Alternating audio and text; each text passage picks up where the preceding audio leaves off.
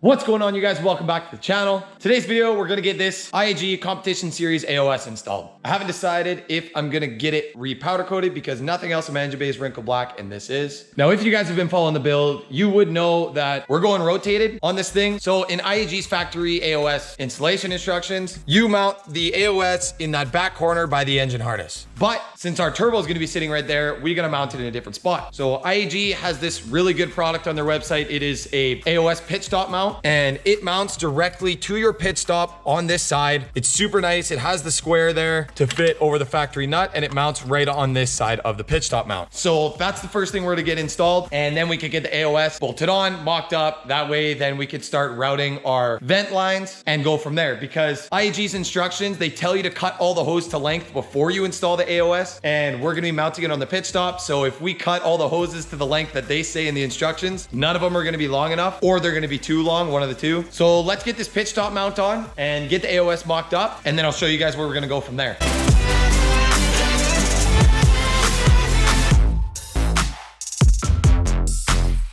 So it's been about a week since that last clip of me putting the AOS on, and in that week, I kind of made a little breakthrough discovery here. I don't know if I'm gonna put this in there, but insert that clip on the Transformers movie when the guy goes down, finds Megatron, and then he's just like, We've made a discovery! holy shit, I sounded like a nerd there.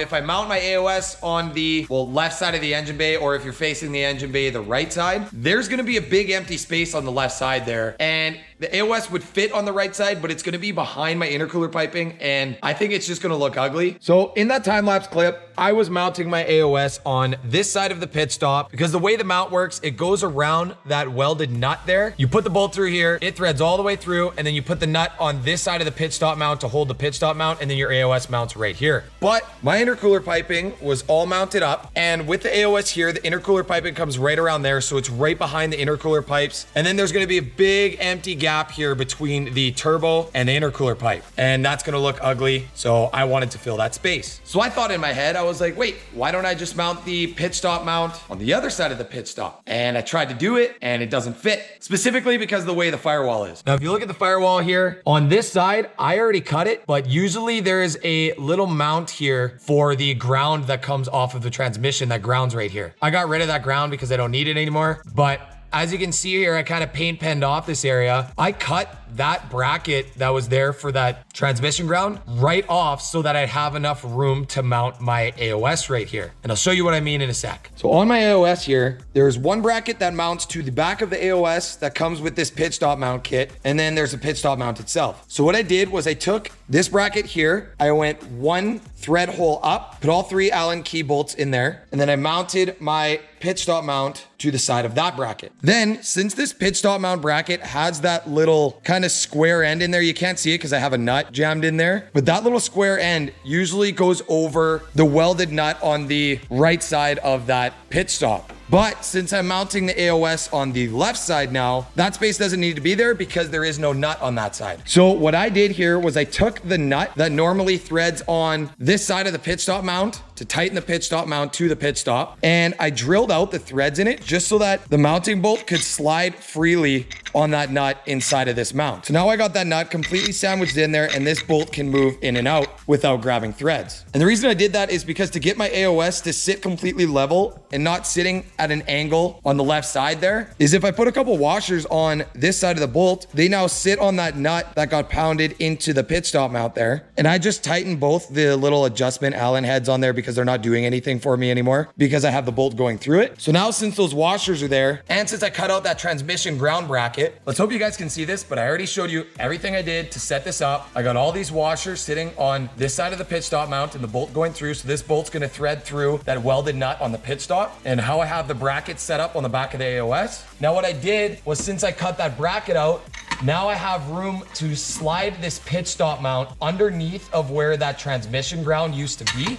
I can get the bolt in there, and then I can start threading it in. And then this bolt really sucks to get at now that I have this mounted like this, but I think the way it's mounted looks super clean, so we're gonna go with it. Now I'm gonna take my little 14 mil and a ratchet here and just tighten this up just to show you guys where it sits. So now, the way this AOS sits, yeah, you're not gonna see the IAG logo on the front. It's gonna be on the side. I'm gonna get mine powder coated anyways. So now the AOS is mounted super solid. It's not going anywhere. And that mount is actually pretty clean. You don't even see the washers that I put in there, and it barely moves if you grab it and shake it. So now that I got the AOS mounted in a spot, I know I'm gonna keep it there, and it's not gonna be in the way of any of my intercooler pipes, because my intercooler pipes come up around this way. I can start routing the hoses and cutting the hoses to length for the AOS. Now, before I start routing hoses, I'm sorry I didn't show this in the video. I had to put the little block off plug in the intake manifold before I put my throttle body in, before I started routing my intercooler piping and everything. You basically need to take this little nipple here off the bottom of the intake manifold. It just sits right under the throttle body there. It's a 19 mil, crack it loose, thread it all the way off. And then there's no possible way I'm gonna be able to show you this, but IAG supplies with the AOS a little Allen head block off plug that threads into the bottom of the intake right down there. And you'll see what I mean as soon as you guys go to do it. It sits right under this throttle body. You'll see this big nipple there. Just take it out and put that block off plug in the hole. And I just tightened it until it was flush. I didn't torque it or anything. There's already thread sealant on the little plug, so just tighten it until it's flush with the intake manifold. But now that I got the AOS completely installed, solid, right where I want it to be, I'm just gonna time lapse through me getting the hoses cut to length, getting them completely installed, and then getting my expansion tank, delete, coolant hoses run to the AOS, and getting the coolant hoses run to the turbo. And then after the time lapse, I will show you guys where I put absolutely every hose,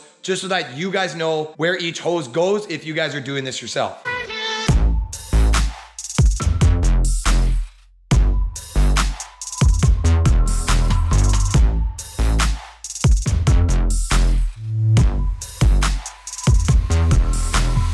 Okay, so a lot has changed since that last clip where I was getting all the hoses run and everything. I got all of the vent hoses run. The only thing I haven't run yet is the coolant hoses. And the reason I waited this long to get the coolant hoses run is because I wanted to get my turbo kind of mocked up, because the way I'm routing this with this expansion tank delete is you're gonna run the one hose directly from the water pump to the AOS, from the AOS to the turbo, then from the turbo down to the bottom of the passenger side head, just to kind of loop the system, and then you can bleed the air out of the coolant from the AOS. So to show you guys what I mean here, this video is gonna be a huge sneak peek to the next two videos, because I'm gonna be getting my front mount installed in the next video, and then the rotated kit installed in the one after that. But I did have to put all this stuff on just so I could figure out where I was routing the lines for the AOS. Oh, and AOS is red now. I decided to get it powder coated same color as intake manifold. I think it looks dope, so we're gonna run that. Another thing I did on the AOS was I took off this top atmospheric vent fitting, and there's a bunch of thread holes around. You can just pop it off, put some oil on the little seal that's there. I rotated it about 90 degrees so that it'd be facing this way, because I'm gonna run my vent down that way, and it was ugly if it was facing forward. The vent would have to kink and go down that way, so it looks a lot cleaner that way. So now I'll show you guys what I'm doing with this coolant line. So as you guys saw in previous videos, if you watched any of them, we ran a 1/2-inch hose directly from this outlet from the water pump onto the intake manifold. And then this is gonna be a pretty hard angle to get, but that hose comes out from the intake manifold here. You're gonna need a 1/2-inch to 1/2-inch little coolant adapter hose so that the hose can go on one end,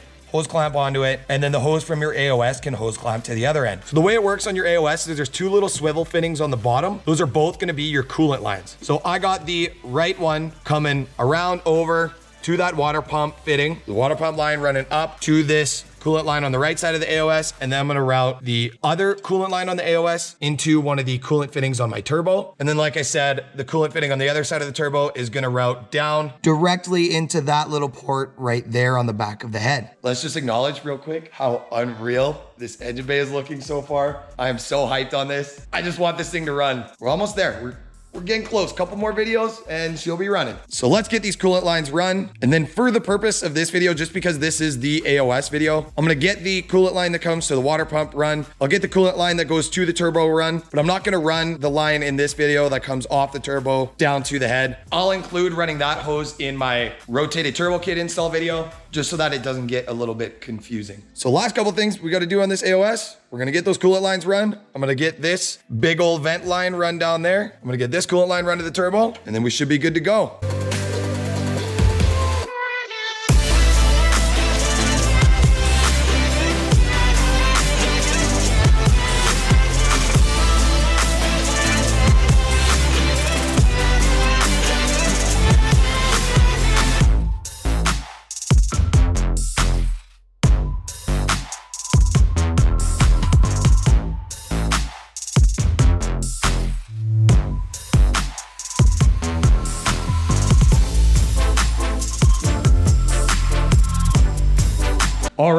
finally got everything pretty much done on this AOS. I got all the lines routed, the coolant lines, the vent lines, and the atmospheric vent line. So I'll just show you guys what each port on the AOS does and where I routed the lines real quick. Just so that if you guys are doing this yourself, then you know where each line goes to the AOS and to the head vents and everything like that. So let's just start at the top and work our way to the bottom. First hose up top is gonna be your big atmospheric vent. I wish this red loom was big enough to fit over that, but it's not, so I just left the black hose. I just zip tied it up top here, and then I ran it down behind that hard clutch line, down the side of the transmission, up above the brace for the transmission mount, and I'm just gonna zip tie it in place there. I'll show you guys that in a bit. Next hose we got is this top port here, actually goes to the front vent on your passenger side valve cover. Nope, it doesn't actually. Don't listen to what I just said, and don't pay attention to the top two ports for every clip after this little clip right here, because I don't know what happened. I actually cut the hoses to length for the proper ports, but then I must have spaced out once I put a couple things together, and then I just pushed them back on, and I actually pushed them to the wrong port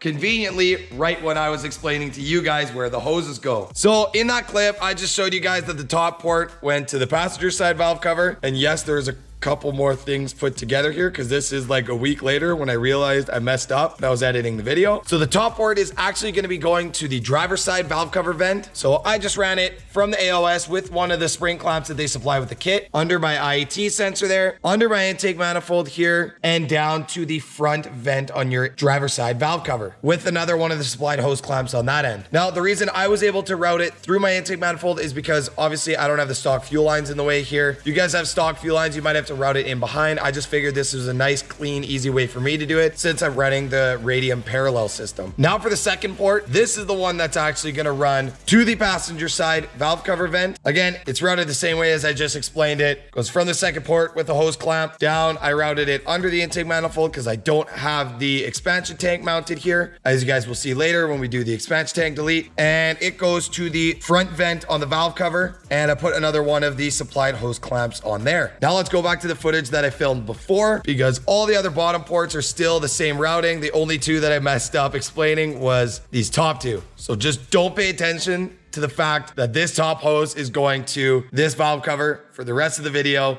because I haven't switched. So I fixed it. Don't route your top port to the passenger side. It goes to the driver's side. So ignore that for the rest of the video. Next hose is actually where you're going to be getting rid of your OEM PCV valve that sits at that big vent right there. I use the big hose that they supply in the IAG kit at the bottom, which then has this little Y fitting here. And at the top of the Y fitting, I put this little 90-degree bend hose coupler thing that IAG includes in the kit. Hose clamped it on that end and this end, and that goes straight to the third vent on the AOS. Now, coming off that Y fitting, I don't know if you guys can see it very good there, but coming off that Y fitting, the bottom part of the fitting that splits off is going to go to the very, very bottom port on the AOS that's under these three. It sits right on the bottom there, and you can change the orientation of that one just like I changed the orientation of this one, but I had it in a good spot, so I left it there and ran it directly to that Y fitting. Next thing we're going to go over is coolant lines. I already pretty much showed you guys everything I did with here, but I'll just go over it again real quick. I'm probably going to replace this spring hose clamp with an actual hose clamp just because I don't think it's holding very good, but we'll see if it leaks when I fire it up. I ran this directly from the water pump hardline under the intake manifold there. Then if you guys can see, I have it coming out right around here. I'm a little bit nervous that the block's pretty sharp right there for this hose. I might pull it up over top and zip tie it or something, but I ran this hose directly from that water pump